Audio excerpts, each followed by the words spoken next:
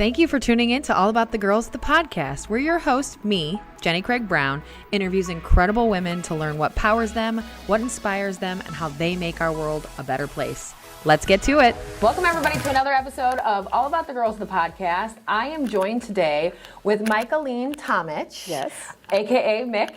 Yep, got it. She is the founder, executive creative director of Mix Designs, and host and creative lead for The Design Barn. I'm pumped to talk about both because they are creative masterminds. Thank you. So thanks for joining me today. Thanks for having me.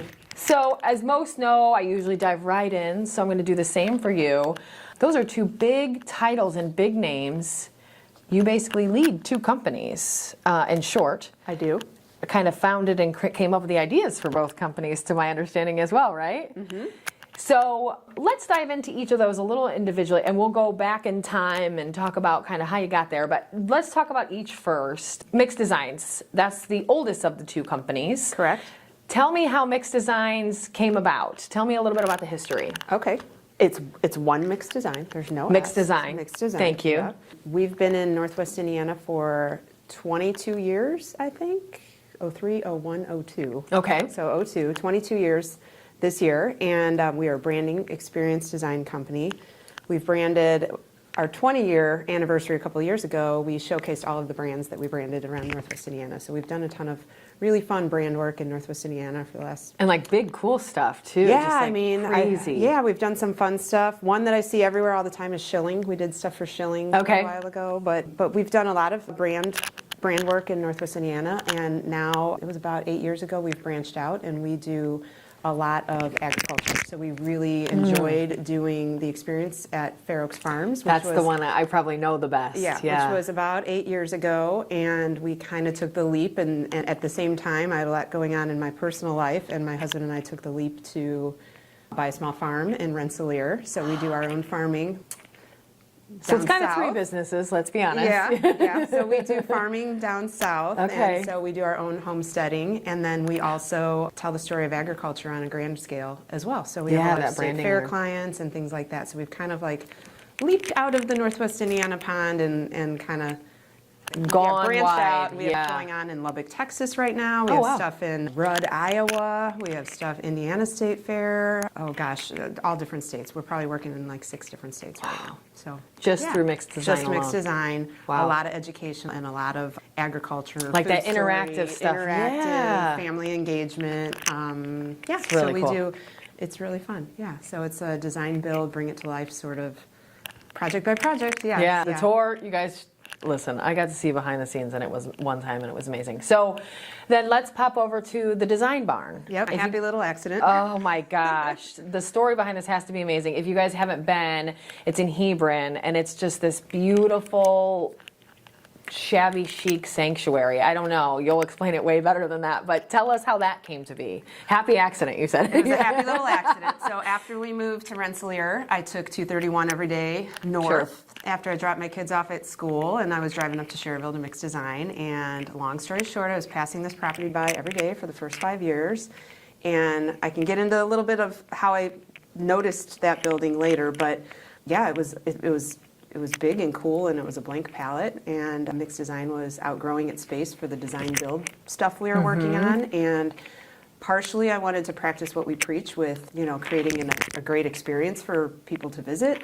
And the space was a little bigger, but it was affordable because it was in Hebron. Right. And it was a little undiscovered. I feel like fast forward a couple years later, and Hebron's kind of blossoming. It's like that little suburb of Valpo that's getting all of its own really cool, it's like its own identity is coming forth now. Right. I noticed the building, and then I started timing my drive. I'm like, okay, I'm 14 minutes from Starbucks. I'm 6 minutes from 65. I'm 15 minutes from Valpo. I'm 25 minutes from my house. And then, I had employees start, how far are you from 231 and 65? So I started asking them, and it ended up just being a great spot for Mix Design. And with all our rural clients and ag people that we work with, anybody that's in another state that's flying in to see on their project, check on their project, we're kind of, not quite, but kind of midway between Indy and Chicago. Yep. So we're right off 65, and I'm like, farmers aren't going to care if it's a little bit rural. So And they might even prefer it. Yeah. And they might feel more at home. Yeah, so it had the 15-minute away benefits of Crown Point. So I can take them to dinner, I can run and get Starbucks, I can do all that stuff, but we're still a little bit rural, so it was affordable to, jump in on such a big building. Okay. So, yeah, and fast forward I put a deposit on earnest money on the building in December of 2019. Okay. And thought, I can make this the design build that we need, the growing office that we need, and the extra space could be an event space. And so, brilliant idea. So I thought I was brilliant. And then they accepted the offer in January of 2020.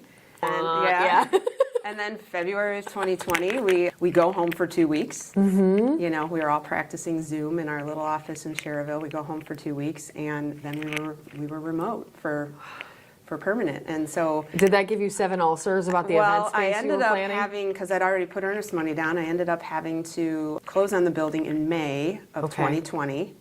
And then things were still pretty messy. It was pretty messy. I was, pretty much like, what the hell did I do? Getting real scared. But, when you have to take loans, and there's so many small business lessons that I could share of things done wrong. But one of the things, at that point, we had no choice, so we had to forge ahead. And so I have a wonderful team of people, and we all plugged away behind the scenes during COVID. And I will fast forward the story and make it a little bit shorter. No worries. I'm terrible at long story short, but I can make it a little bit shorter. I'm the same, so I'm here for it. It's okay. But we were 3/4 of the way through that year. We have a wood shop, so we didn't have a lot of work coming that we normally would. So the shop was able to work on all of the finishes inside. We had a lot of found stuff. We got real innovative. We got just all kinds of creative started happening. And I think it was like 3/4 of the way through that period when one of my employees, who otherwise was going to get married somewhere else, I think it got canceled, or he was planning and people weren't taking bookings at that point. Yeah, he said, when we come out on the other side, can we have our wedding here? And I thought, well, that's fine, but I don't want to do weddings, There was a liquor license available in Hebron, so I was able to get my hands on that, and very affordably. And so I was like, you know what, we'll set this up. I have a lot of junker friends picker friends all around the country. Oh my gosh, I can talk about this for 7 days. You've shown me a little bit, and it's so cool, but yes, you do. Yeah, so that's my hobby, pastime, is picking, junking, and you scavenging. See that throughout the design barn, too, of just the cool stuff you built. Putting things on the side of the road, garage I can sailing, recycle this. I can reuse this. All of the above. So I don't have a whole lot of shame when it comes to the stuff that I'll pick and redo. So we had, I think it was somewhere in the middle of there's a lot of picker friends I have across the country that have really cool spaces with cool junk, and they host events. Okay. So I thought, I got to be innovative. I don't know who's going to get together with who, what kind of events people are going to throw, what kind of attraction target there will be for mixed design anymore when we come out of the other side, whenever the other side is. So I started designing the building to be like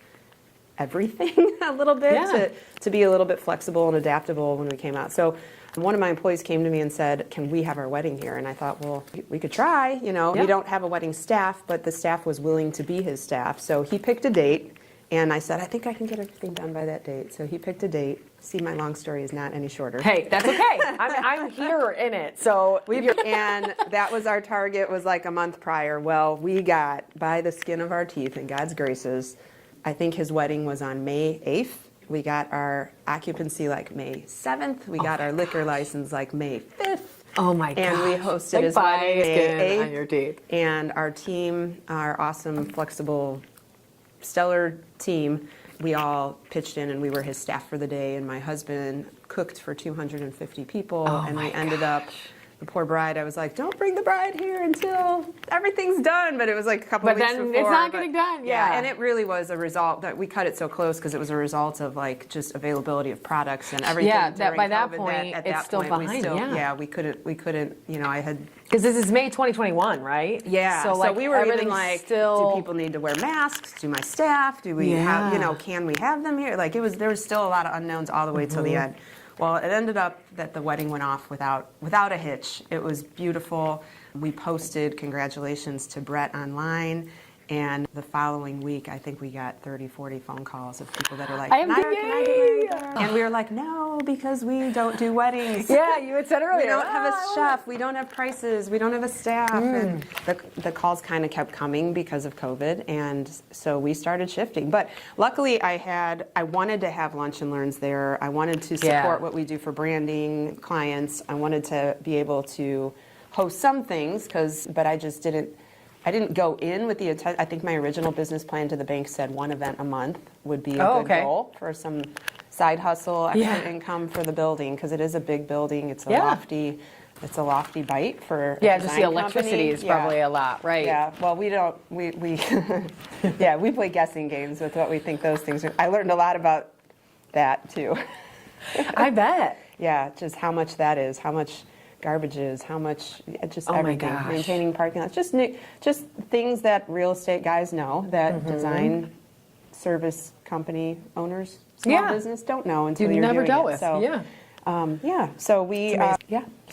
So long story, getting shorter, we had so many people calling, and we were kind of pushing them off. One was even like, I know you had a wedding there. I want to have a wedding there. And by God's graces, all these different little things lined up, and I ran into someone who let me know that Jorge, who is our chef, was opening a food truck. And that same week that we opened, that I ran into him, the health department said, you know, you got the good makings of the food, Porter County, you got the good makings of a commissary kitchen for a food truck. So I called him, he came, he's like, this is what my food truck's going to be. And he said, who's doing your events? And I'm like, let's talk. So once I had a chef in place, and he and his wife are awesome. Jorge and Allie are part of.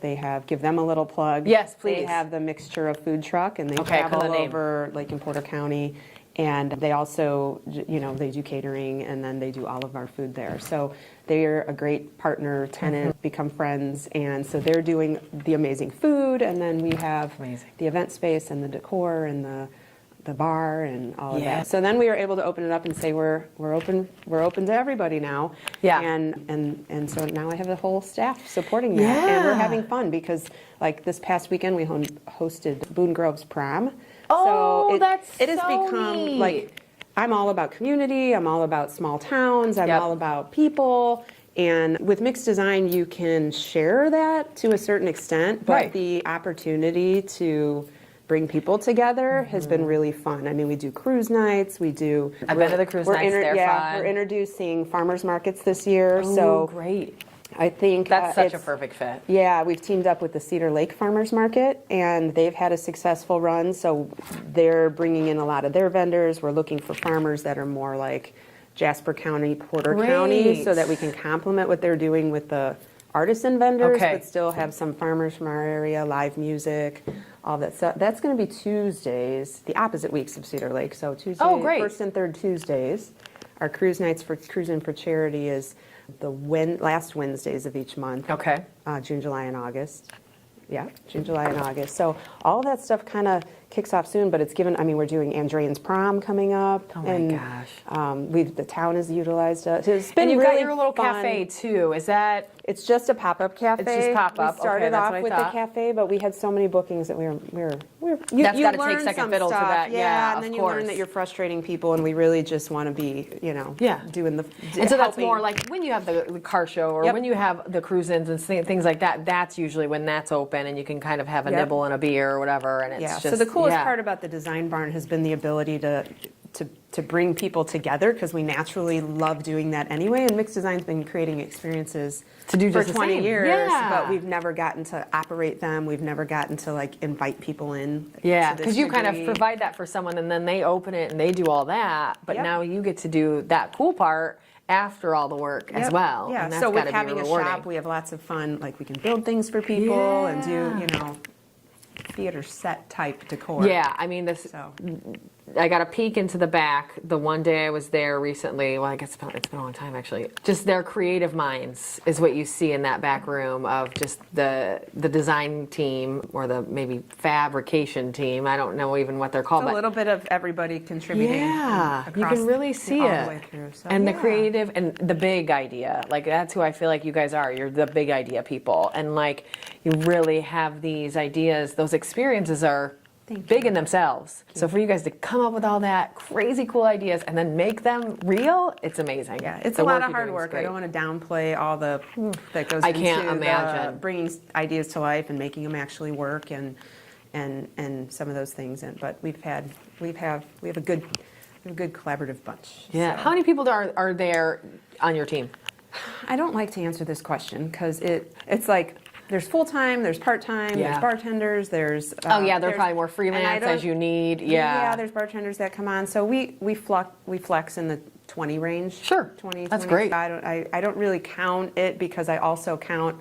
I want to say like 30 or 40 because I count all the people we collaborate outside of mixed design. Yeah, chefs, things like that. Yeah, so like, people that aren't technically employees, but they're all part of what goes into it. What makes it happen. Yeah, I mean, from programming to food to bartenders to, our Christmas party, there was 80 people there. So, so that was a combination of everyone that makes everything happen, but which is a little different from my day-to-day, Yeah, who's there on a Tuesday morning. Yeah, the 15 to 18 people that show up there every day is like kind of the nucleus. But that's still a fantastic amount for how much and how big you guys work. And I think one thing I loved about the space at Design Barn is the different spaces in Design Barn, because you do have this really cool setup of the main area where that's where the event spaces take place, but then you've got those smaller kind of boardroom-esque, but they're not your stuffy boardroom, right? Yeah, so our original intention was to just kind of practice what we preach from the experience design side. Yeah. And then the cool ripple effect is all these photo ops and stuff. We have, every dance that happens, high school kids want to come take pictures. We have photographers we collaborate with, and so it's all about being fun. I don't want the whole conversation to be about me. It's how it's or us. It's how we want to inspire people to like think creatively, think outside of the box, change it up. And I go could see for that it. happening like all in of that those space types of so things. easily. Yeah. Like one of my favorite things in that space, and it's so nerdy, is you took an old truck bed. It's like the bed and the tailgate, and made it into a bench. And it's just so darn cool. Yeah, and it looks it's so our neat. version of environmental recycling. Yeah, and it really is. Like you're Taking reusing cool this shit thing and making it cooler. Yeah, amen. Exactly. And that's what I love, because I'm very similarly minded. And we talked about my little bitch barn. Oh yeah, I like it. Yeah, that sort of stuff is just like so that's cool. when I knew we connected. I know, right? I Okay, saw we're it. gonna be friends. Yeah. Mini concerts in back. Yeah. Yes.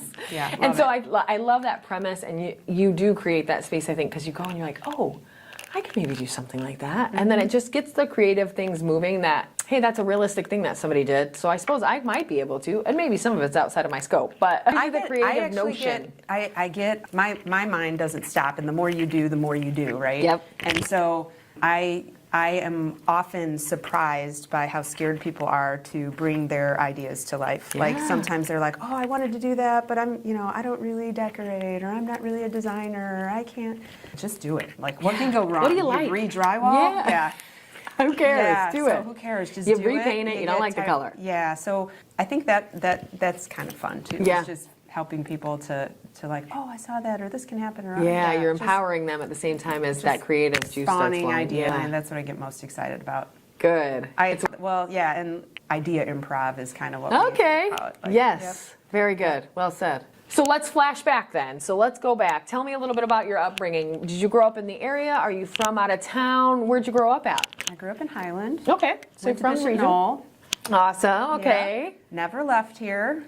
So I went to UIC, commuted to the city. I don't think I have a very riveting background, other than I think I got all of my creative courage from my dad and mom, and their resourcefulness and their creativity based on need to be creative. I can go all the way back to drawing something and getting frustrated, and my dad being like, we can just you didn't screw up, just, he did the happy Make it little look- accident thing. yeah. Yeah, turn it into this and turn it into this. And so I think, That's a cool we grew up combo. quite, like creative. My mom was always doing creative projects. My dad was always doing creative projects. And it just, I think it just Yeah. layered and layered and layered and layered. And we never, we weren't like, we were an average household income. So, Right. like How can we my save a first little bike here? was garbage picked. And then my dad and I like upcycled it. And we were like, Yes. we were upcycling and junking before it was cool. Yeah.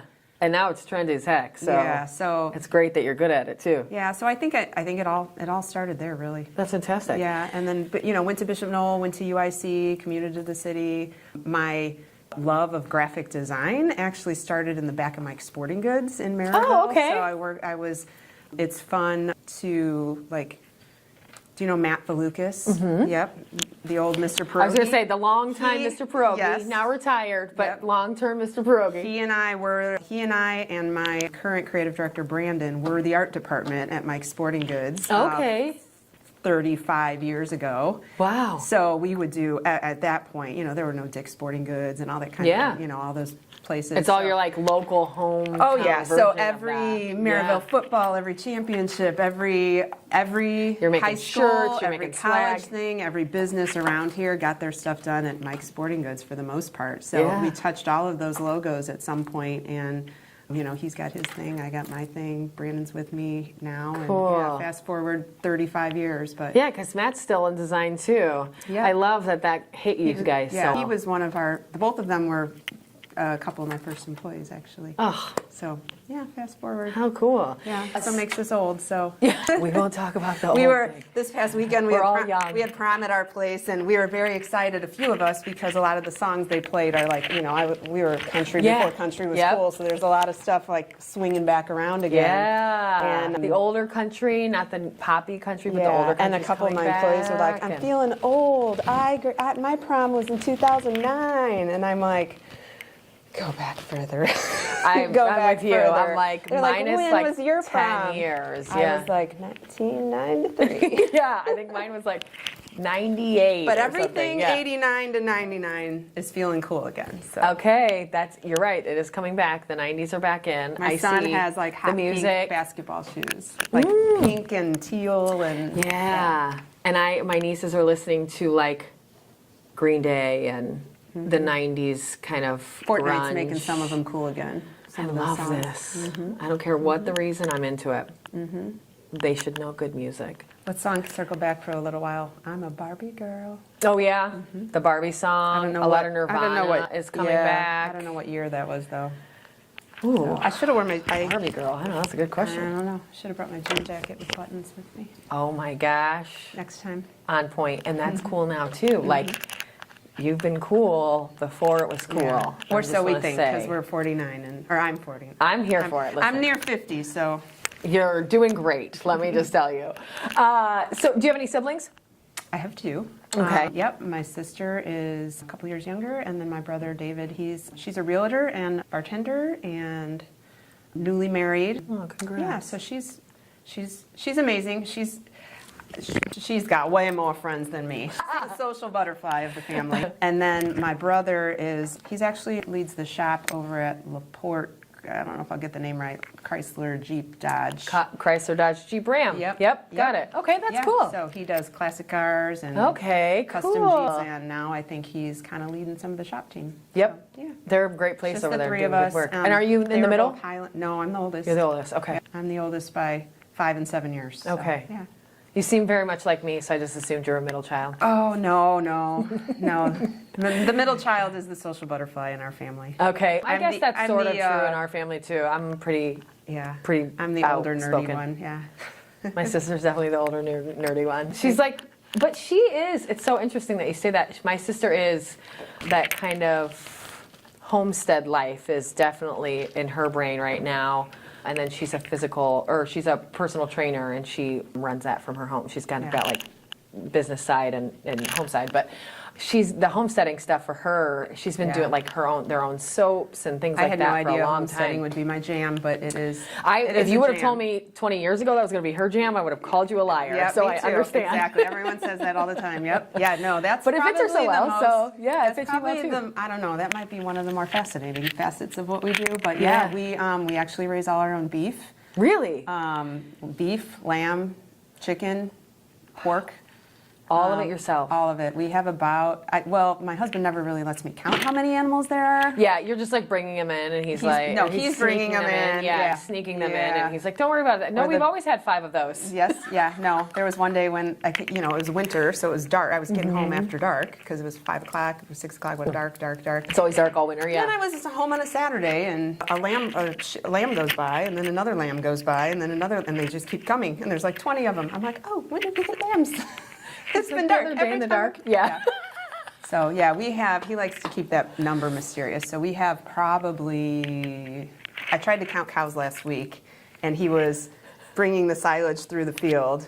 And we only have 30 acres and our house is kind of on a hill so you can see, and he was driving through with the silage and they all kind of follow. Okay. And I was like 1, 2, 3, 4, 5, 6, 7, 8, I think I got to about 85. Stop! So I think we raise Scottish Highland cows. Oh my gosh. Okay, I don't know anything about them. The horns, the furry ones. They're kind of trending. They are kind of trending, yeah. Google baby Scottish Highland cow and you will. This is going to be the photo op of a year. Yeah, we have a cute. lot of senior pictures that come to our house. Really? Yeah. Oh my gosh, Yeah, that's so cute. We do Scottish Highland, so we raise our own beef, and then we have 2 donkeys, rock and roll. They're for fun. I love that. 2 Holstein cows that we got from a dairy that were they were special. So Betty and Wilma. So we have them, and then we have some crossbreeds, and then we have, I don't know, a ton of lambs, sheep, 1 regular size horse, 1 small miniature horse. Okay. Guinea hens, turkeys. Oh my gosh.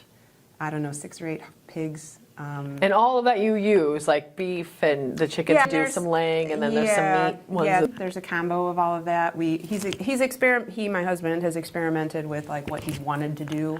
You know, we started off with a lot more chickens, and now we're really into beef. Like beef is it's just great. We're also, our diets are very so much Mayan healthier. diet. Yeah. So a lot of the beef is what we do, which is great at our age. And it's raised in your backyard, and you can count on what that means. Super awesome, yeah. That's fantastic.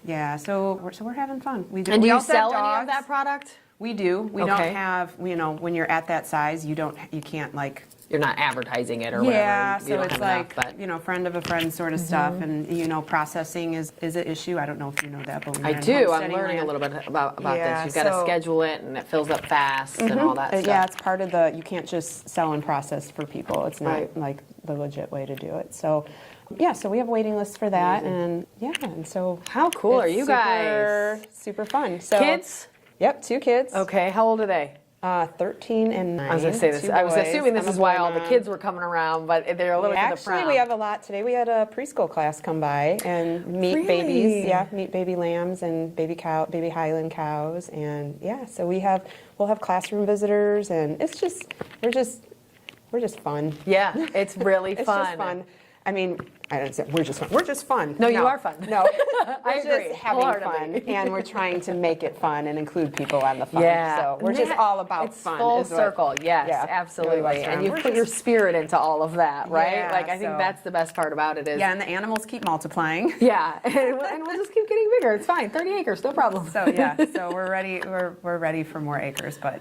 I love that. But then we'll just have more. It's like a purse. Like the bigger the purse, the more stuff you carry, right? The That's bigger true. the trunk, the more that's true. in it. The bigger the farm, the more animals. Yep. Okay. So there's really no catching up. And the more you do, the more you do. The more you do, the more you do. So Gosh, this is there crazy. There is a momentum to that. There's a real momentum to the more you do, the more you do. Because people are like, how are you managing all this? And literally. I could like dial in on how I am actually learning to manage that, but it is kind of the case. The more you do, the more you do, and then the more you do, and the more you get. Anything you get conditioned doing and taking on. It gets that much easier because it gets that much easier, and things that bothered you don't bother you anymore, and things it's really all about like managing your own words to yourself. That's well said. Managing Well how said. you talk to yourself Yeah. about the things and what you. And I think when you add more things, especially when you're adding those things that you are passionate about, some of that BS falls to the wayside, where you would normally do that thing and not either pay someone else to do it, or you would feel like obligated to do, where suddenly when you put in the right things in place, all that little stuff falls away, because either you're going to have someone else do it for you, or it's something that's no longer going to be done. And it just cancels some of that junk that you would maybe force yourself to be a part of or be in, or those people that are just, friends that take up too much of your time in a positive manner, right? Friends that never give back but always ask, that sort of stuff, or just those mundane tasks that you feel obligated to do. All that stuff kind of fleshes itself out, I think, in those worlds, right? Yep. Exactly. Yeah. You It's just just don't all worry about about how you it. talk to yourself. And through all how of that's that. a great piece of advice, I think. How do you keep that going positively? That's a good lesson I think we all could learn. Well, I am permanently on the roller coaster of optimism. Okay. I ride that daily. So I think I'm kind of eternally optimistic, and I'm always talking to myself optimistic. It's just when the things go wrong, my internal self is like, bleh. Like panic, or this feels yeah. crappy. So anxiety, panic, the things that come out, it's like when you really feel sick about those things, is yourself telling you the truth about things. Okay. Because your mind can be saying, I can do this, I can do this, I can do this, but you have a stomach ache, or I can afford this, or I can afford this, and then you have a stomach ache, or you get hives, or you get, all of the things that happen when you're getting like hyper anxiety or hyper worry, or you're overthinking something. That's when you need to like listen to your gut. Yeah. and well said. navigate some of those things, or put someone else in charge of certain things, or Talk to somebody even just to bounce off of, or just something. making it's the things that you're not talking to life. It's the things that you're not saying, talking out with somebody are the things that create that stuff. And you end up being hard on yourself in ways you shouldn't. So, and it hurts you more than it yeah. should. So I think really like getting to know yourself and being honest with yourself is part of being able to handle more. Even if sometimes there's just things that you don't serve yourself. You get served. Right. Yeah. And you have it's you're either, what is the saying? You're either preparing or you're repairing. So it's figuring out how to navigate all that. That's awesome. But by the time we're old enough to not physically be able to do any of it, we'll have it all figured out. Yes, this is literally, I feel like, where I'm at in my life, because I'm learning that lesson. You're going to keep learning. Yep. And you're going to keep feeling good about that. But time keeps passing as well, and it's that balance. Yeah, we're going to be really, really smart people that can't walk. I'm going to be 85. I don't have any kids, so I'm going to have to depend on my nieces and nephew to take care of me, and I'll know all the things. They'll absorb that advice. Yes, I know, and that's what I'm finding out now. I'm 41, and I'm still like on this journey of, man, when you're a kid, no one understands. Your parents are dumb. And nobody gets it. And then when you get older, you're like, they knew everything.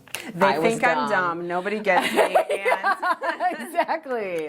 And it's like, oh, they really did know what they were talking about. And now no one's listening to me say the same darn words. And it's just like, Yeah. It's interesting to see that change, or that recognition of that change. Yeah. So tell me a little bit about how different your life looks now. If you think about when you graduated college, a great example, or when you started that career, like how different, this has got to be way different than you expect, or maybe it's right on par. How different do you think it is? Well, I started mixed design when I was 27. I was working in the city. It was right after 9/11, but I was single and 27 and starting it out, but I thought I was going to live in the city. I thought I was going to do graphic design, which led to interior design, which led to Look, we're kindred spirits. This is literally my life plan too. I've said it on the podcast before, where it was like, my plan was, I went to college for graphic design, and I was going to move to the city and like live my graphic design, Sex in the City lifestyle. And then I was like, I don't really want to do that. Yeah, I think I planned things, but I kind of threw plans out the window back then, because like I thought I was gonna, I was 30 and not married, and yeah, you're like, I don't even know what's gonna happen in my life. Yeah, I didn't have a whole lot of. I'm a gut feeling girl. I just go with my gut, but I plan things, but I don't. But you really listen to that gut feeling more so than like the long term. Do you have kids? I don't. Nope. They want you to have like a birthing plan when you have kids. Yeah. Yeah, don't do that either. No? No, because you're like, it's going to go out the window immediately. They're One like thing rules. They're meant changes to and be it's broken. Yeah, yeah. And They're I more feel like that's so guidelines. true. Yeah. Yes, absolutely. So, yeah, So you can be I prepared. never thought I'd be on a farm. I never thought I would have such an amazing husband. I never thought I would be a boy mom, but I love it. So 2 boys. 2 boys, yeah.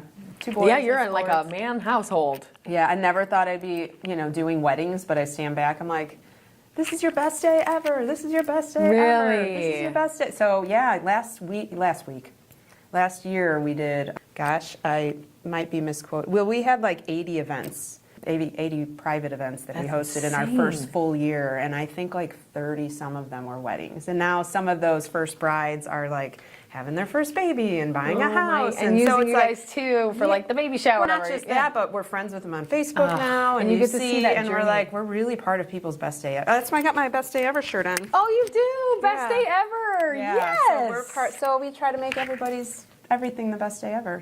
That's fantastic. Yeah. So I stood back. I don't know. It was like the 3rd or 4th wedding. I don't know. Almost everyone, and I stand back and I'm like, oh my gosh, we're hosting their best day ever. Like, who doesn't remember their wedding day? I love that you take the time to reflect on that because that's really important, and a lot of people would kind of rush through it and not take a stop. Yeah, and I have a manager, Alex, and she is amazing. I've had a couple amazing managers that have, shifted different life shifts, but this past year and a half or more, we've had Alex in there, and she's awesome. Like I get love so her. so many compliments. She's in it. She just loves the bride. She loves the groom. She loves. And she's got the other perfect church. personality She for that, just owns right? it. Yeah. So I'm very blessed to have her, and my husband and I.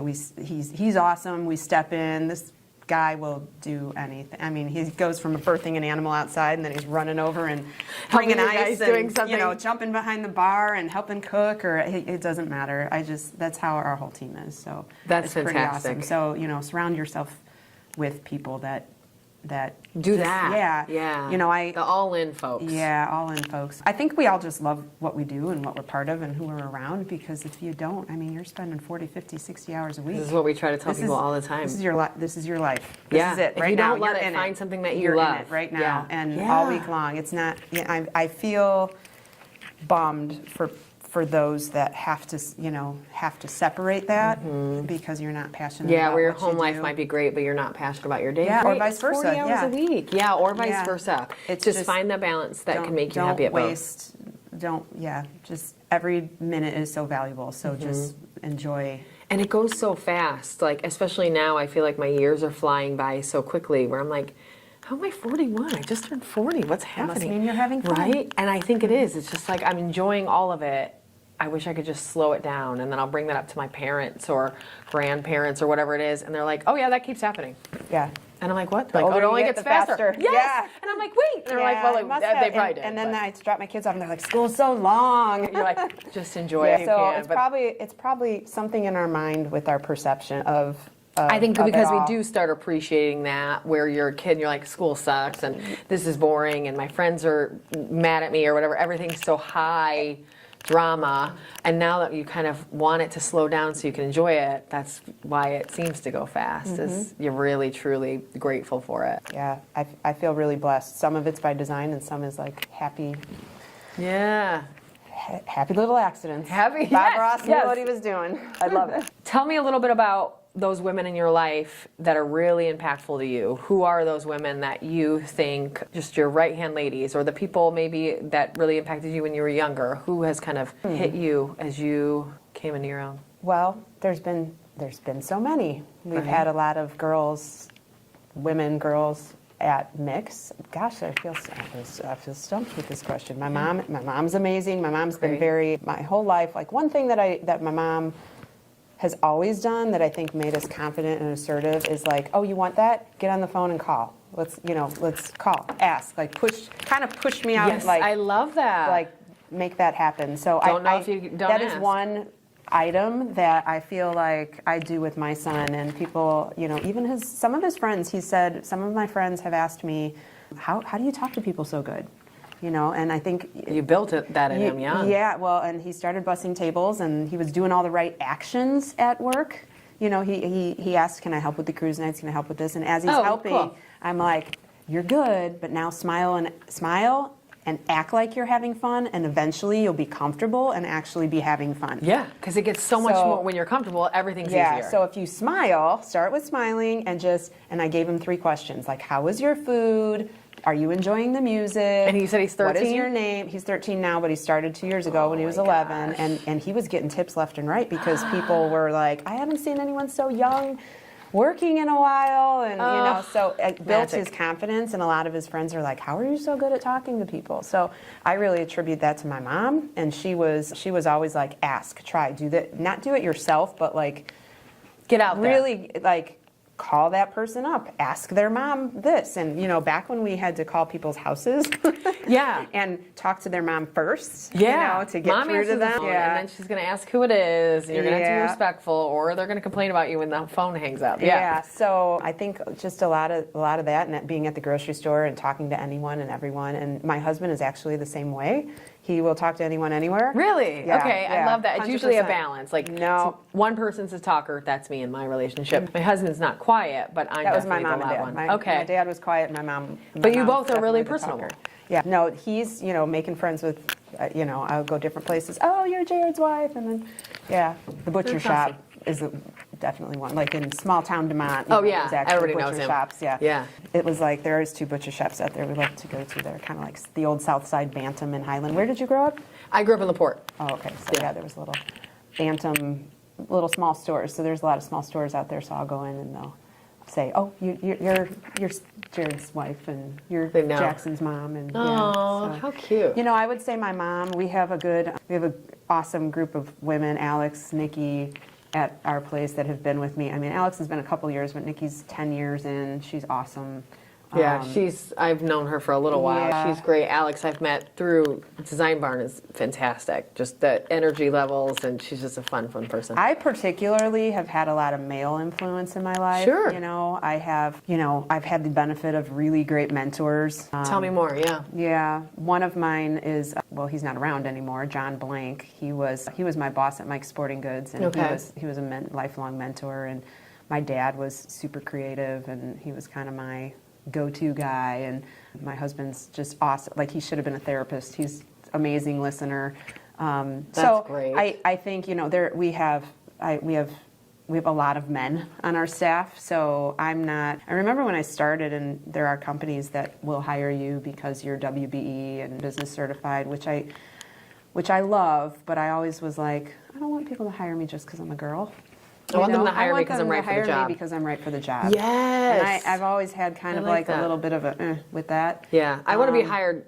I'm the same. We're a very female-dominated business here. Carson, our team member here today, helping with video, he's one of 2 regularly in the office. We've got some freelance, of course, that are men, but he's like part of our more core team, and that's 2 3. But one's moving to Indy, so it's coming to 2, plus our founder, Chris. But almost everybody else in the company that's core is female, and I love that, but it's not because they're female. We didn't hire them because they're female. We hired them because they're badass, and they happen to be female. Yeah. And I like that thinking. I mean, I just have a lot of cool people in my life that have influenced me, and I don't think it sways men, women. It's just a bunch of people that you've really... And I'm all about, like, empowering and giving knowledge, but just really, that's one of the many areas where it's like, let's just look at everyone for their talent. Tell me more about that. What's your advice to people that might be, you've started several different ventures, they're all doing well.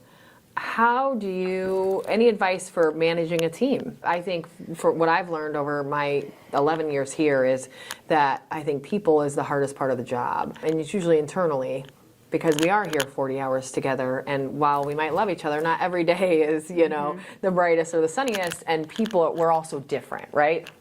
So it's been one of my hardest things that I've really enjoyed learning a ton about. I think if you flash back to 10 or 11 years ago, I'd be shaking my head at myself. I don't want to look back at those. I've learned a ton along the way. But any advice you would give to people about, that team world? I think that's the, if anybody has that golden nugget. They should be a millionaire, They should and I be- want to talk yeah, to them. John Maxwell's one of them. There we Do you know go. John I don't know Maxwell? him. Oh gosh, write him down, read all Okay. his books. Really? Listen to him. Yeah, there's a thing, Minute with Maxwell. He sends a Okay. little antidote every day. Vaguely familiar, but I don't John think I know. Maxwell, yeah. Okay. He's the one that I think has mastered that. And Okay. he probably is a multi-millionaire because of that. But he's got all kinds of bestsellers. So I think that's what I'm continually trying to figure out, because navigating, like, teamwork is the hardest thing, but it's also the most important thing. Like, we're creating experiences, Yep. We're not making widgets. So there's not, like, our standard operating procedures are not an easy thing. It's such a different because world, yeah. Every project is so different. So, personality, it's even hard to gather all my thoughts for something like that. I mean, just listening to those is great help. John Maxwell, How to Win Friends and Influence People is really. This is a great one, and I've never finished it, and I think I even have it in my audiobooks, and I need to do it because everyone recommends it. Well, It's the great. reason being is because it's not about you, it's about them, and so.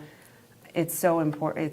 That's my hardest struggle all the time, is like, how do you implement the things you want to implement, but still do it, look from their perspective. And That's great I have not, I feel like I do a good job. I feel like I can inspire, but I also feel like, it's continually changing, and people are getting, they're dodging bullets at home. So they're, different days, people have different attitudes. We have no and idea what happens when personalities, they walk don't out the know. door. So it's two things I tell myself. One is, it's not my business what anyone thinks of me. So because This is something I need to learn. because there's just going to be times when everybody thinks you're doing it wrong, or I think one of the hardest things as a business owner is accepting people leaving. The people that are on board are typically on board and collaborative, and we're all working together. I think that's a big hard lesson in life. People move on, but some it's harder on you than others. Yep. And it's not my business what people think of me. a great Everybody's point. navigating their own journey, and everybody's at different places in life, and everybody has different wants, and they don't all have to align with mine. And so again, that goes all the way back to talking to yourself. And so managing team members, I think just being able to figure out how your open communication works with each one differently. Yeah. Because some people like to talk in a group.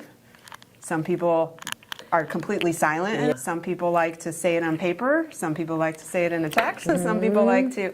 So, that's something that you continually have to learn and change and do. And help those come to them in their world, whatever that looks like. And right now I'm going through a reflection period of, I tend to be hard on myself and say, what am I not doing right as a leader? And figuring out how to create clarity, so the roles become about the actions and the roles, and not about anything else. Yep.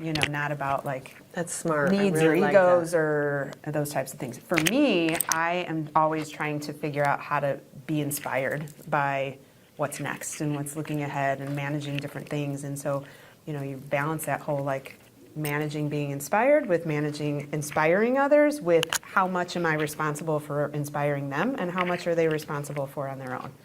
Very smart. So, like, That's great input. figuring out, bringing clarity to the role, being inspiring, but also, like, I can't Some of this want you have to bring more to the for table. people than they Yes. want for themselves. Absolutely. So figuring out how to manage all those is, I think, the most draining and the most rewarding.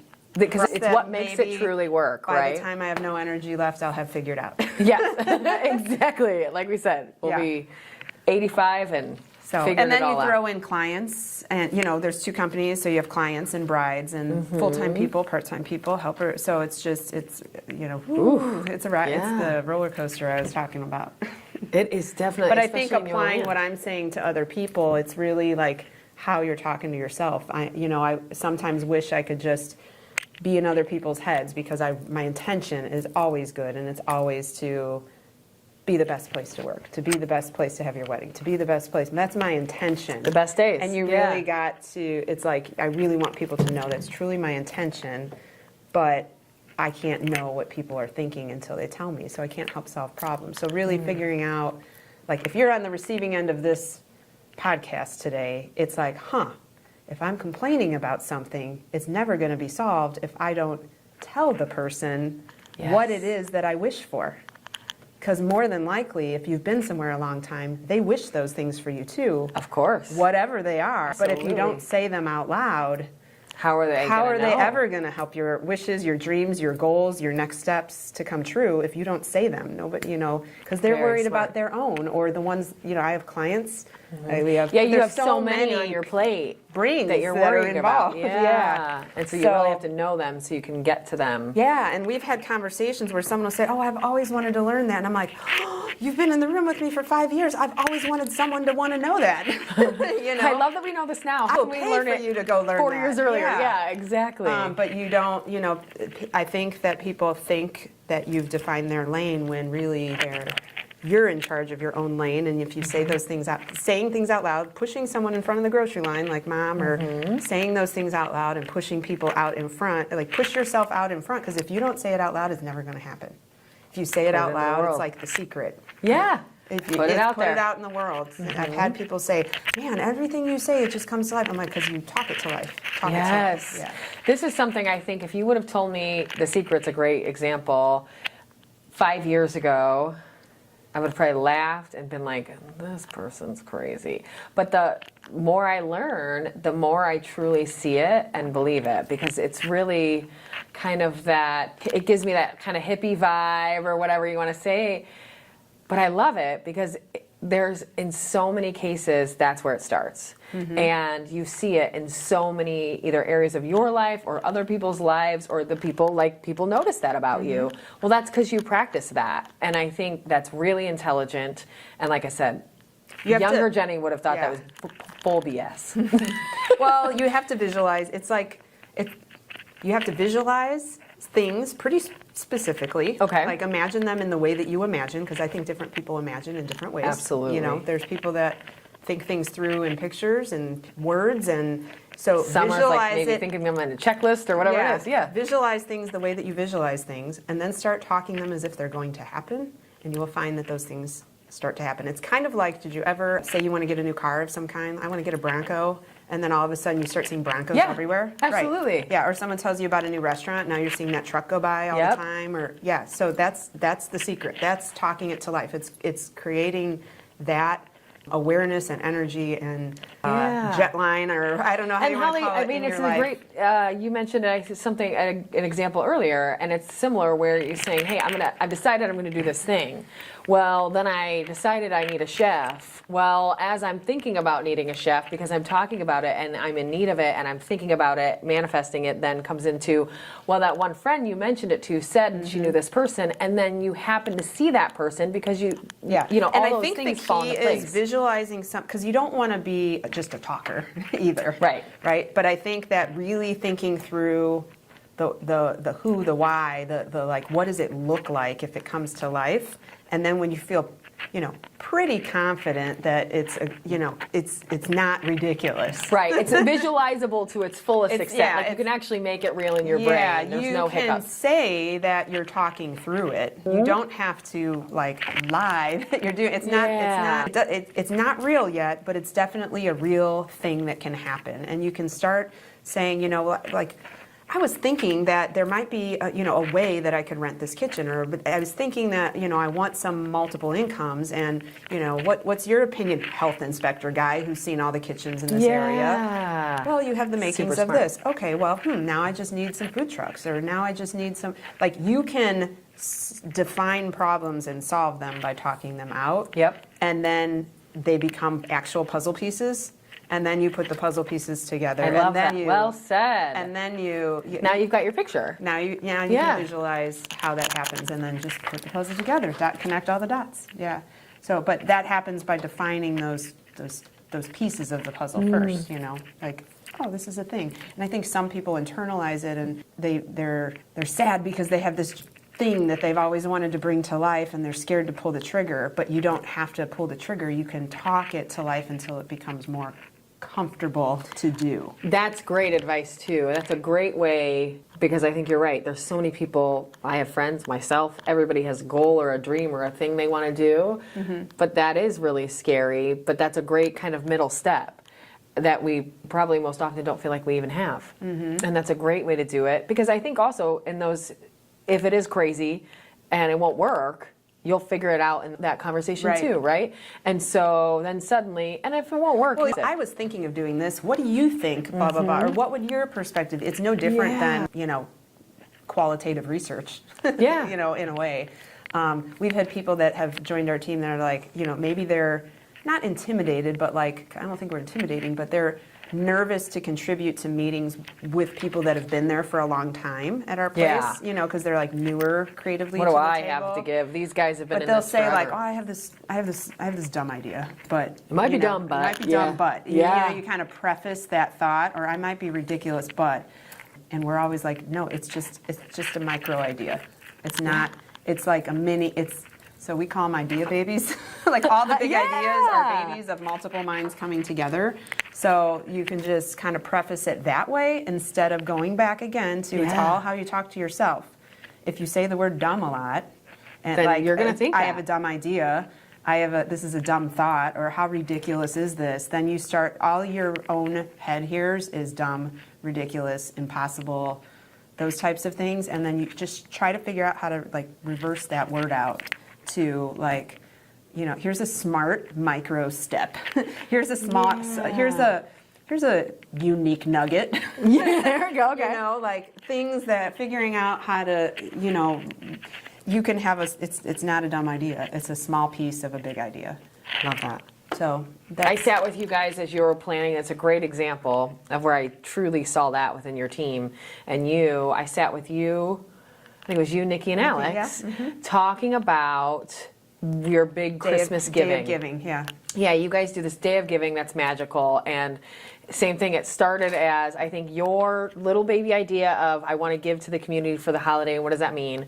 And then it blew up. And that day, I got to listen to you guys. Same thing, it was very early stage. What are we going to do this year? What are we going to make different? What are we going to do the same? And when are we going to do all of that? What does it look like? And I'm not going to lie, I was overwhelmed in that, like, there's so many ideas. So many. How the heck is this going to work?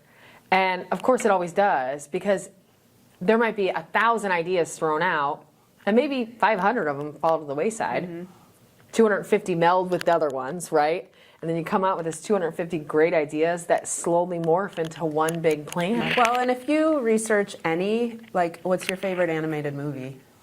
I mean, you research like any of Encanto or something, Yeah, even Lion King. Great one. I think they said, because I'm really geek out when it comes to researching animation, Disney movies, Pixar, all that stuff.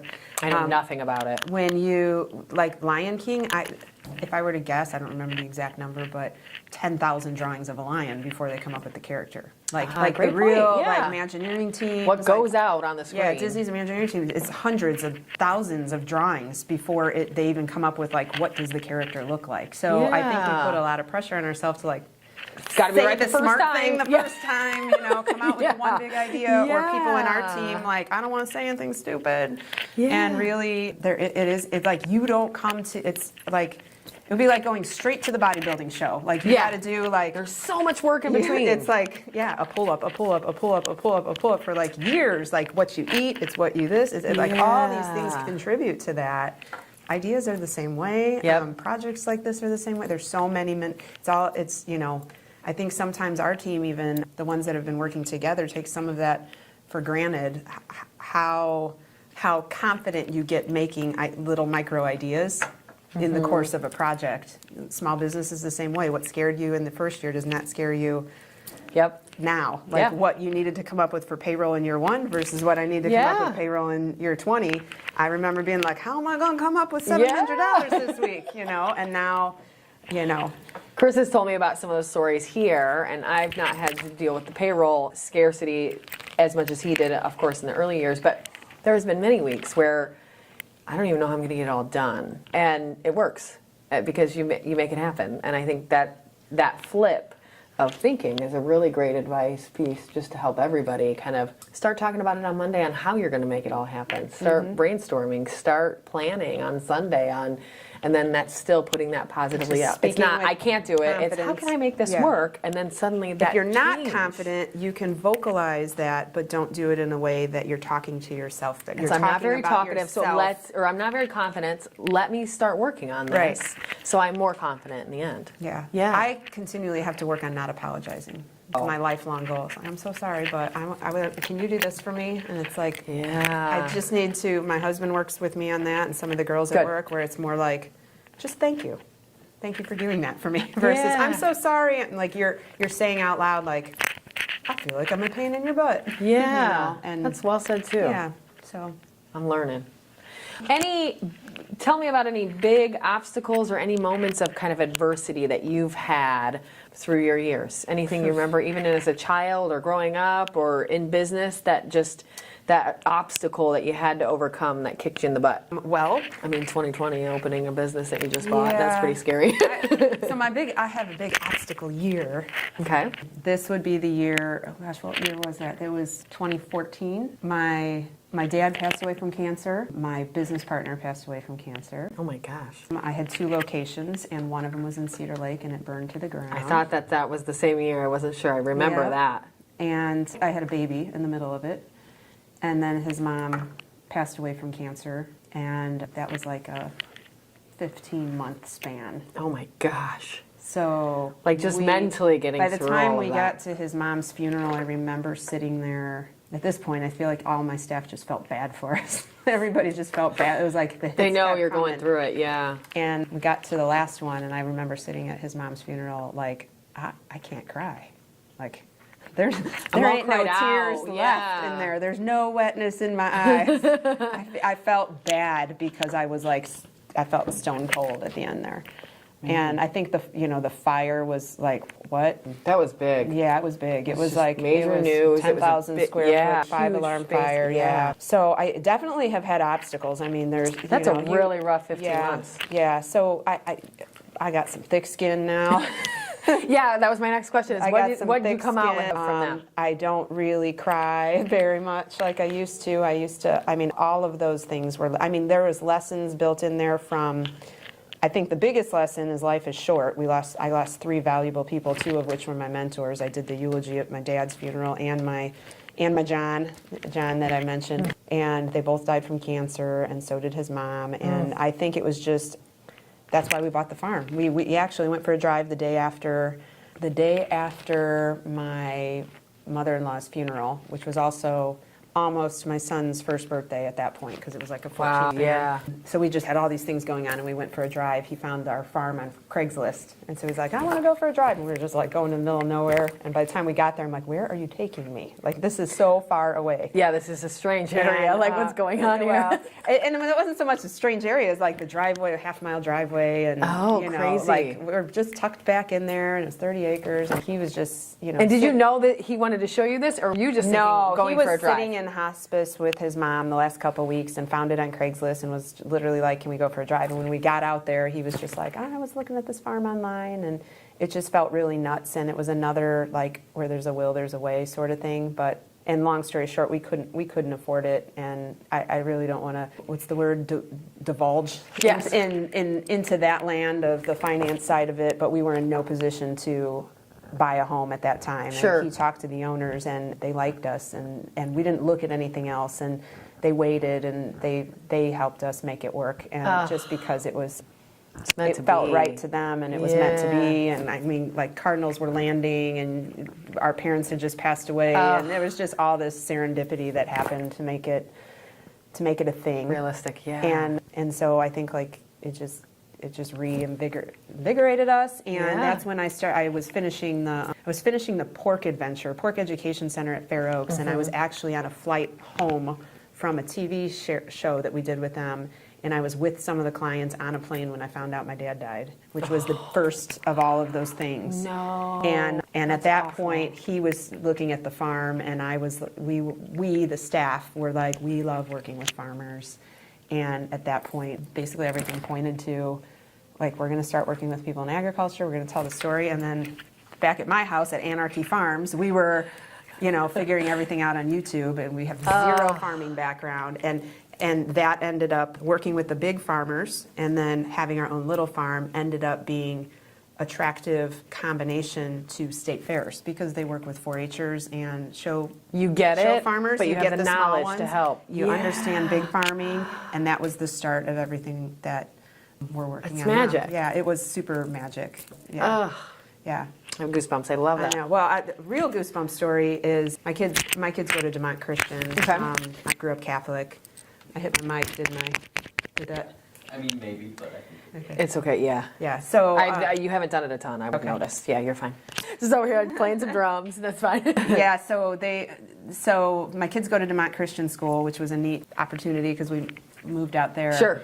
And when mixed design was growing a little bit right before 2020, before COVID, I was sitting in front of the building in Hebron, and I was like, and my dad had passed away. He was the carpenter influence in my life. Okay. I was sitting there like, God, Dad, I need a sign. Like, this is a big venture.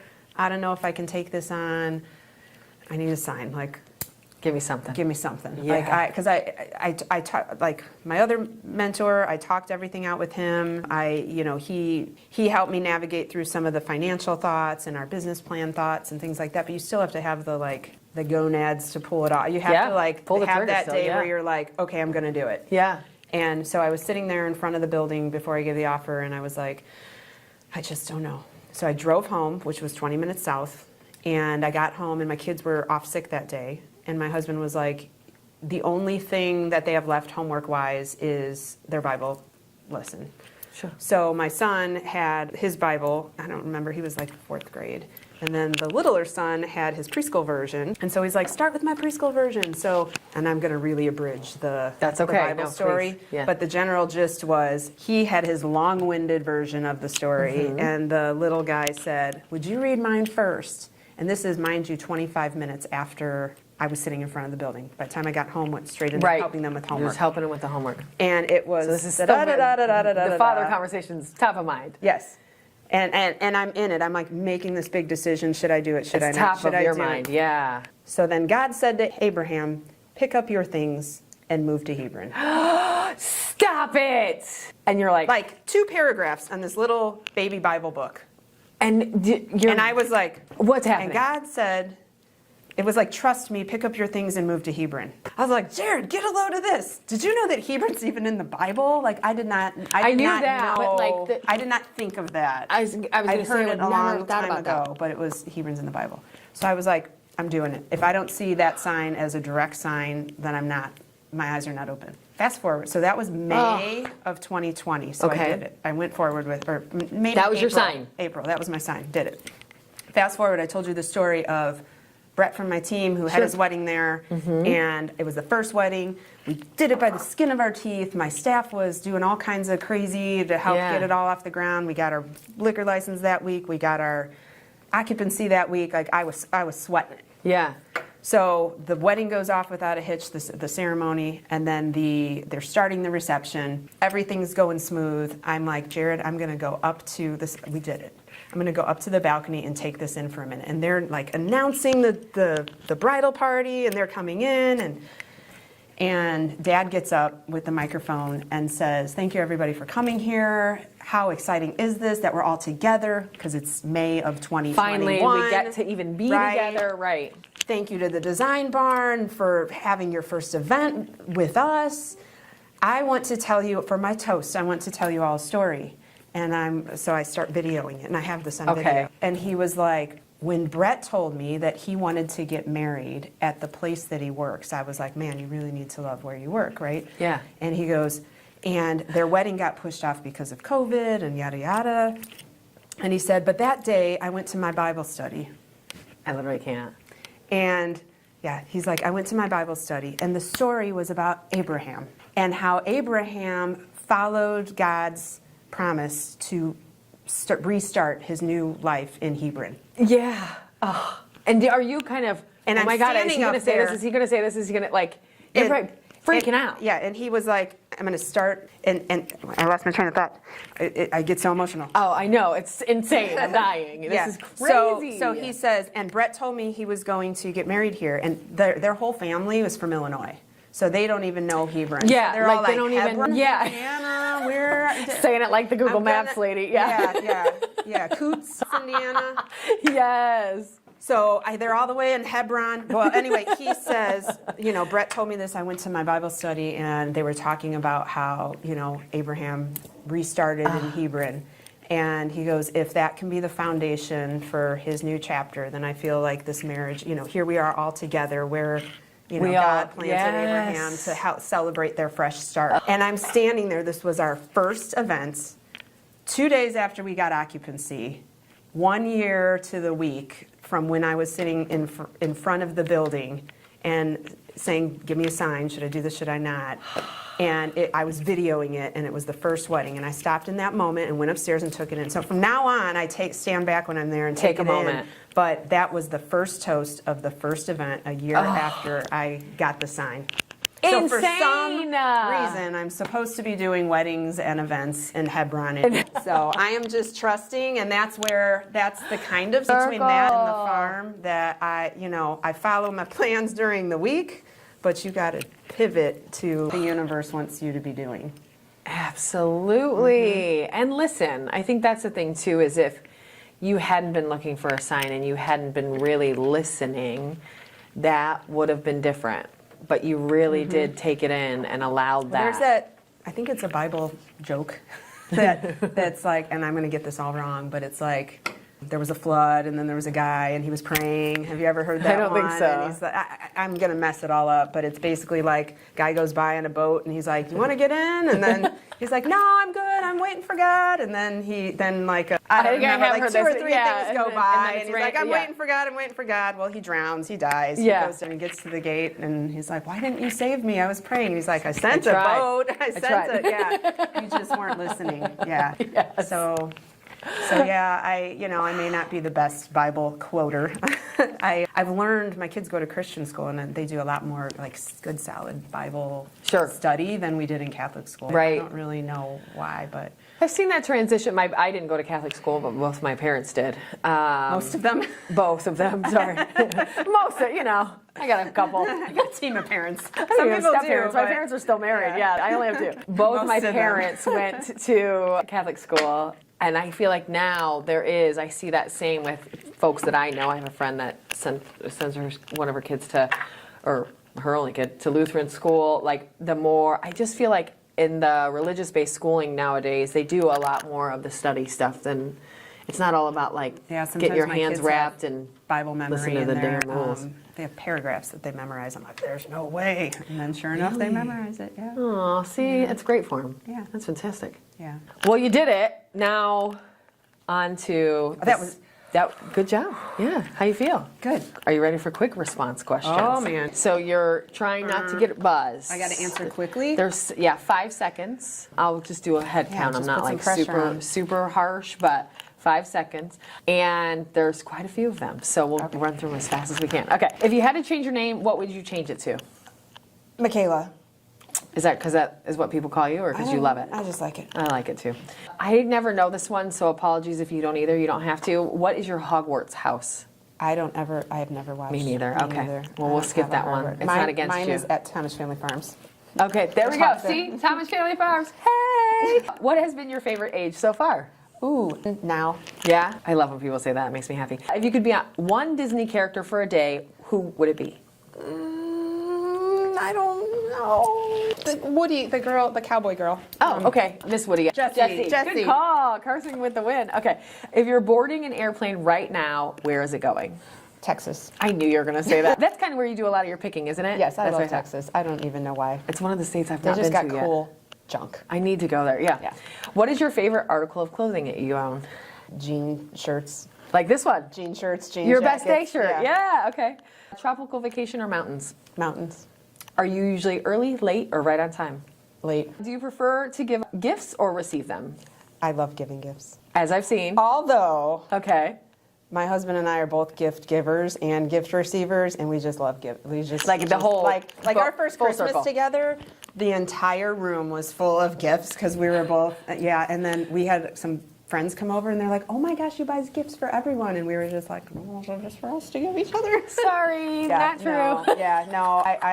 My love language is Gifts. Gifts and words of affirmation. But yeah. Very good. Those are both good ones. What is your favorite or your least favorite chore to do around the house? Dishes. Good one. If you had free tickets to any concert, who would it be for? Like a dead or alive. I would go either one. Young Willie Nelson. Ooh, good one.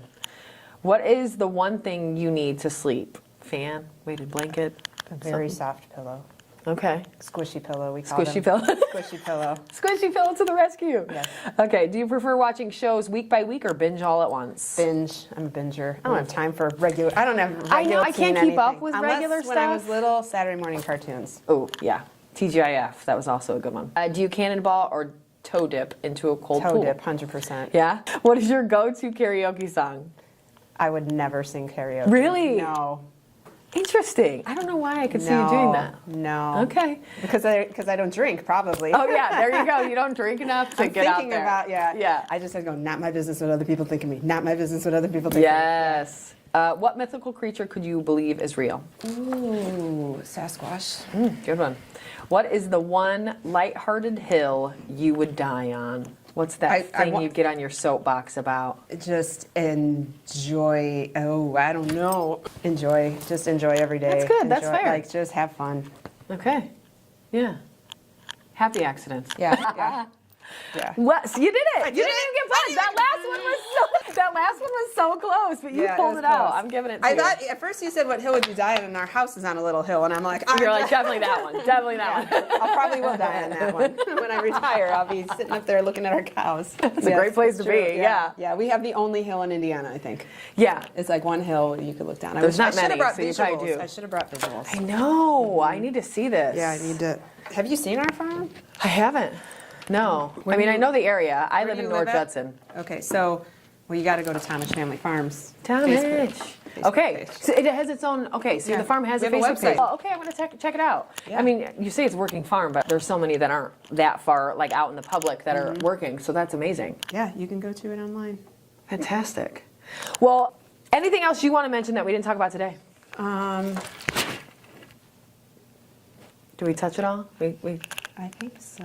okay. And how do people connect with you, with Design Barn, Mixed Design? How do they Well, connect? if you go to designbarnevents.com, all the websites you can Oh, get great. to like what's in Everywhere. the design barn, and it's everything we're doing. And then we're just very open to like letting people tour the farm, come for a tour of the design barn. We have this summer we have all kinds of good public events and they're free. Markets, the cruise nights. I'm excited and about it's the a great farmers way to markets. Cruise snoop nights are around amazing. and see everything Yeah. I talked about. And Yeah, get out there. It's a Yeah. great spot to check Yeah. out. I recommend for Yeah. sure. It's like my little escape. It's a beautiful. Yeah, so yeah, branding, events, farm animals, You did it. we got it. Yeah. I love it. Yeah. Well, thank you. Thank you for having me. Thank you. I love everything you guys do. Thank you. Same. Everything you do is really rad, and you're doing a really great job. Cool. You too. Thank you. All right, guys. Here's another episode of All About the Girls, the podcast. Join us next month. Check out Design Barn. Check out Mixed Design, and get to know Mick a little bit. Thank you so much. Thank you. Take care, guys.